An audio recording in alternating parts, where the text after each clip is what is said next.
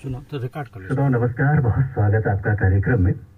श्रोताओं, जैसा आप देख ही रहे हैं कि ये बरसात का महीना चल रहा है।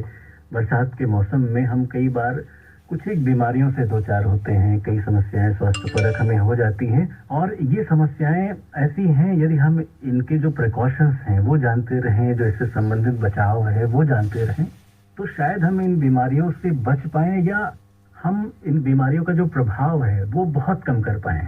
तो इसके लिए जरूरी है कि भाई हम ये जानें कि बरसात में वो कौन कौन सी बीमारियां होती हैं या हो जाती हैं, वो और कौन सी स्वास्थ्य संबंधी समस्याएं हो जाती हैं, उनसे बचाव कैसे किया जाए, वो कौन सी विधियां प्रविधियां हैं जिनसे हम इन बीमारियों से बच सकते हैं या जो आपकी समस्याएं हैं इन्हें दूर कर सकते हैं या कम कर सकते हैं।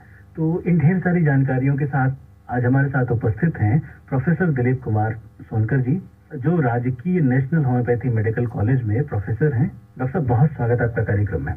धन्यवाद, बहुत बहुत धन्यवाद आपको जी। निश्चित तौर पर जैसा कि आपका जो प्रश्न है आज का हमारे श्रोताओं के लिए जी बहुत ही अच्छा विषय है। जी। हमें जानते हैं कि ये बरसात का मौसम जो है जी ये बीमारियों का आमंत्रित करने का मौसम होता है। जैसा कि हम देखते हैं, हम विदित हैं कि बरसात में जगह जगह पर जो जल भराव हो जाता है, ठीक है, गंदे पानी इकट्ठा हो जाते हैं, कीचड़ हो जाते हैं, तो उससे बहुत तरह के बैक्टीरिया और वायरस उत्पन्न होते हैं। जी।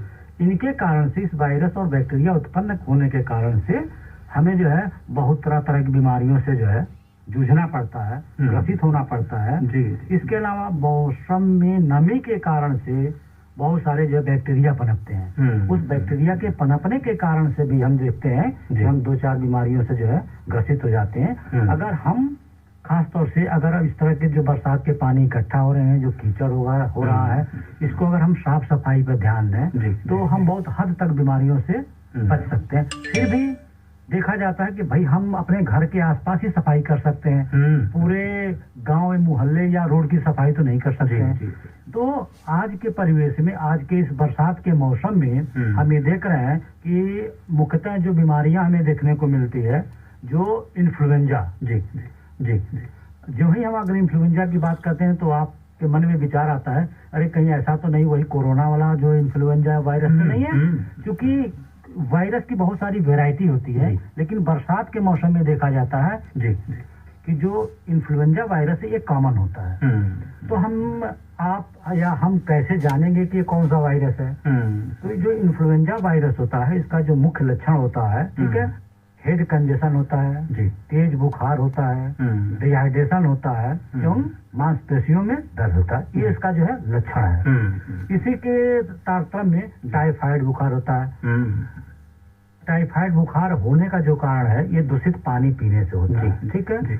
तो हमें कैसे जानेंगे कि हमें टाइफाइड हो गया है? इसके भी बहुत विशेष लक्षण है। टाइफाइड की कंडीशन में बुखार तो होता ही होता है, क्योंकि टाइफाइड का जो साल्मोनेला टाइफाइड बैक्टीरिया होता है ये आंतों में पाया जाता है जी, आंतों में छिपा रहता है। तो निश्चित तौर पर अगर आंतों में छिपा रहता है या आंत की बीमारी है तो हमारे पेटों में दर्द होगा, ठीक है, तेज बुखार आएगा, उल्टी मिचली होगी, थकान होगी, ये इसके जो है लक्षण होते हैं, ठीक है। इसी तारतम्य में जो है डेंगू बुखार जी, बहुत मतलब जो है डेंजरस, जैसा कि नाम ही डेंगू है, ये अपने आप में शो कर रहा है कि ये डेंजरस है, ठीक है। तो ये भी जो है इन्फेक्शियस होता है, ठीक है, मच्छर के काटने से होता है। खासतौर से इसका जो होता है वो फ्लेवी वायरस होता है। तो अगर हम प्रिकॉशन है तो हम इससे भी बच सकते हैं जी जी। इसी तारतम्य में मलेरिया है, ठीक है, चिकनगुनिया है, हेपेटाइटिस है, ये सब जो है बीमारियां हैं जी जी बरसात के मौसम में खास तौर से। तो इससे बचने के लिए सबसे पहले हमें क्या करना है, इसका उपाय क्या करना चाहिए जी, कि हमारे घर के आसपास में अगर जल जमा हो रहा है तो उसको तो सबसे पहले उससे हम जो है निजात पावे। दूसरा, कोशिश करें कि हम फुल बदन के कपड़े को मतलब पूरे शरीर को ढक करके रखें, जैसे कि हम जो है मच्छर हमें न काट पाए, ठीक है। प्लस हम अपने खान पान पर ध्यान दें। खान पान करने का सेंस का हुआ है हाइजीनिक फूड लें, क्योंकि बरसात में आप देख रहे हैं इतनी बैक्टीरिया वायरस होते हैं, तो हमारी जो फूड स्टफ इनटेक करते हैं, जो खाना हम खाते हैं, खाद्य सामग्री खाते हैं, तो अगर आप देखते होंगे, अगर रोड चलते होंगे या आते जाते होंगे तो रोड पे बहुत सारे दुकान लगा करके लोग बैठे रहते हैं। तो ये जो बैक्टीरिया है ये हमारे जो है खाद्य सामग्री को भी जो प्रदूषित करेंगे, अगर उससे खाएंगे तो उससे हमें तरह तरह की बीमारी हो, तो उससे हमें बचने का प्रयास करना चाहिए, ठीक है। और ऐसी इस स्थिति में ज्यादा से ज्यादा कोशिश करना चाहिए कि घर के आसपास में पानी ना लगने दें, ठीक है। कपड़े को पूरा ढक करके रखें। बरसात के मौसम में खासतौर से जो कपड़े होते हैं उसको बरसात में अगर भीगा है या नम है तो उसको सबसे पहले धूप में सुखाइए। अगर धूप में नहीं सूख पा रहा है तो घर में आयरन है, आयरन से उसको कर करके तभी पहने। अगर मॉइस्ट कपड़े हम पहनते हैं तो इससे फंगल बीमारी, जो चमड़े की बीमारी होती है, इससे ज्यादा होने की संभावना रहती है। ठीक है।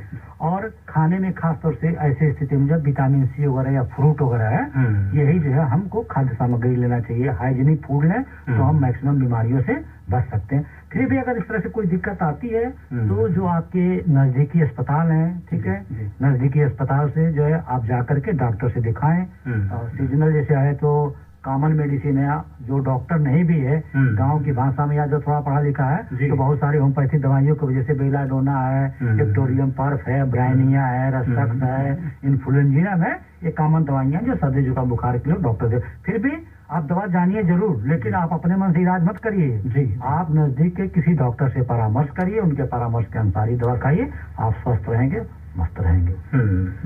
कई बार खाने के बारे में भी कहा जाता है कभी मौसम अनुरूप खाइए, तो कई बार बरसात में कुछ ऐसे भोजन को या कुछ ऐसे फलों को अवॉइड किया जाता है कि भाई ये बरसात में ना खाएं, या ये कुछ तत्व या ये भोजन है जो बरसात में ना लें, जिससे कई बार इन्फेक्शन होने का खतरा ज्यादा हो जाता है। देखिए, बरसात के मौसम में जैसे अगर सब्जियों की अगर हम बात करते हैं तो जैसे पत्ते वाले जो साग होते हैं, बरसात में अक्सर देखते हैं तो इसमें कीड़े वगैरह आ जाते हैं।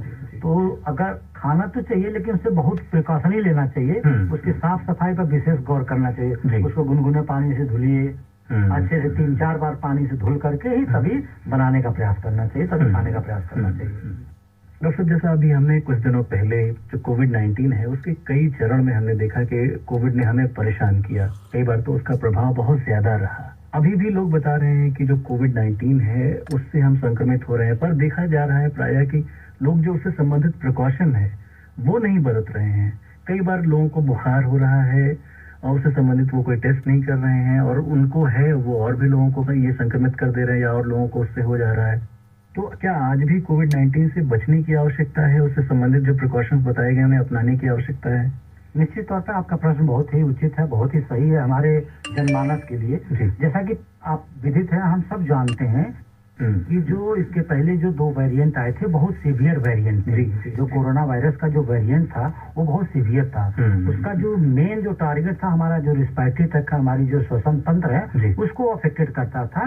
लेकिन अभी भी कोरोना वायरस, ऐसा मत समझिए कि हम कोरोना से हम निजात पा चुके हैं, लेकिन है कि अब उसका वेरिएंट जो है वो थोड़ा कमजोर है, हमें उस स्तर तक नहीं ले आ सकते जिससे कि हमारी मौत हो सकती है।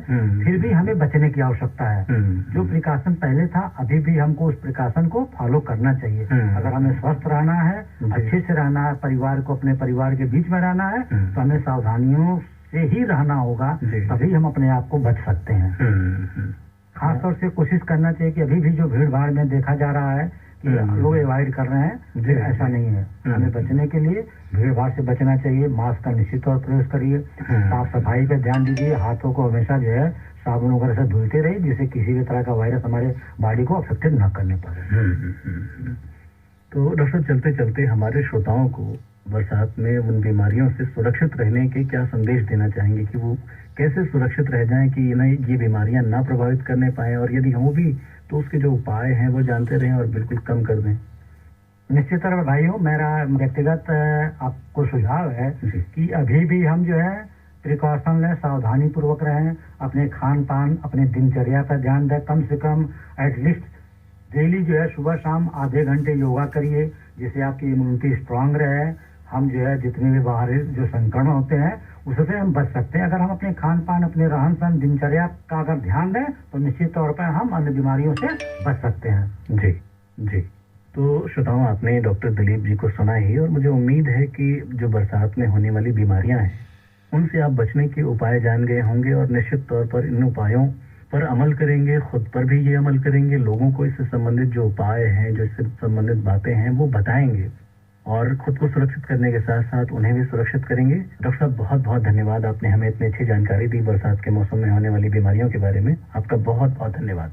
मैं उन सभी श्रोताओं को ये बताना चाहता हूँ कि आप जो है अपनी दिनचर्या का पालन करें, योगा करें, पौष्टिक आहार लें, जिससे हम जो है स्वस्थ रह सकते हैं, प्रसन्नचित रह सकते हैं। धन्यवाद श्रोताओं।